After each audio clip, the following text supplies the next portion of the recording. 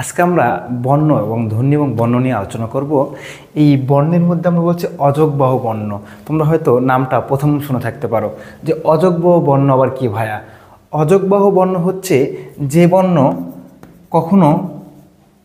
কখনো কি হয় না বলতো, কারোর সাথে যুক্ত হয় না। কি হয় না ভাইয়া বলতো?